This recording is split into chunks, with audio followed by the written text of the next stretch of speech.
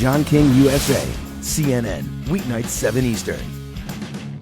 The Republican candidate for governor in Maine was quoted the other day as saying that, his message to the president would be to go to hell. Not that I oppose you, but to go to hell. And I want you to listen, and I know you're not a fan, but I want you to listen to Rush Limbaugh, who uses some interesting language from time to time in describing the president of the United States. This neophyte genuinely is an economic ignoramus. Mr. Obama, our imam-child. They have already taken their trillion-dollar ball home, and they're sitting on it, you jackass. I guess that's in now? Yeah, you will not convince me, although it very much angers the right-wingers to hear this said, that it is not a racial thing. I truly believe that if he was a white president, that people would not be talking about him that way. And I know the teabaggers absolutely hate it when you say they're racist, even though 99.9999999% of them are white, and the president who drives them insane is black.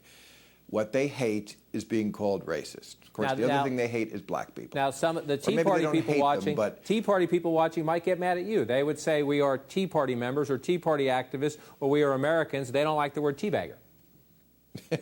They're the ones who chose it. They chose for their name something that had previously been described, something that described a gay sex act. So they're not very bright people. Now, calling the president a jackass, I would say, is out of line. You should call him the president of the United States, and you should make your difference with him crystal clear. Argue with him about any policy issue you want. I think that's out of line. Sometimes Democrats use interesting language, too. This is the vice president this week at a fundraiser in Minnesota. If I hear one more Republican tell me about balancing the budget, I'm going to strangle them. He was smart enough to go on to the press. That's a figure of speech. Do we need that kind of rhetoric? I don't think that, John, I really don't think that's an equivalency. To say I want to strangle somebody, yeah, people use that, and he's right, it is a figure of speech. That's a lot different than calling the President of the United States, who also represents the office. He's not just a person.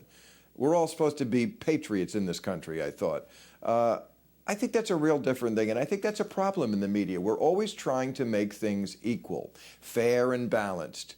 This side does it, and this side does it. You hear it all the time. It's not always fair and balanced. We should go after the truth and not this false equivalency. For example, in campaign finance, you always hear corporations and unions. Well, unions are very weak right now, and corporations are very strong. They're not equivalent. One of the great debates in the country right now, and I'm going to hold up the cover of the Weekly Standard. It's a conservative magazine, and it says on the front page this week, "Gone to pot, the medical marijuana charade." And there's an argue talking about how they oppose all these medical marijuana initiatives and debates going on in the country. One of them is right out there where you live in California. Where's that one going, and how's Bill Maher going to vote on that? That's a very well-guarded secret, John. I mean, how am I going to vote on Prop 19? Well, these people who are working for the Weekly Standard, the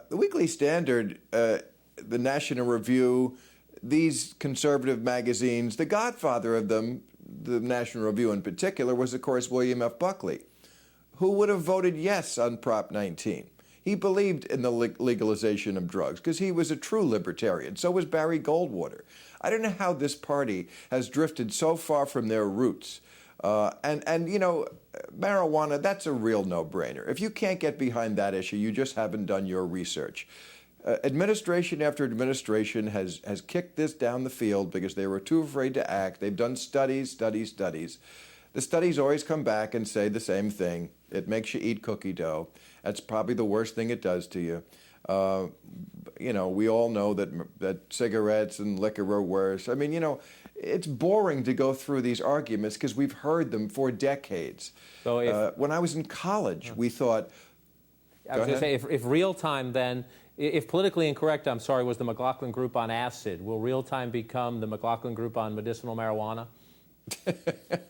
Well, first of all, I never said that. Some reviewers called it the McLaughlin Group on acid, but I bet you a lot of our viewers don't even remember the McLaughlin Group. Issue 1, Issue 2. Thanks, Bill. Appreciate your time.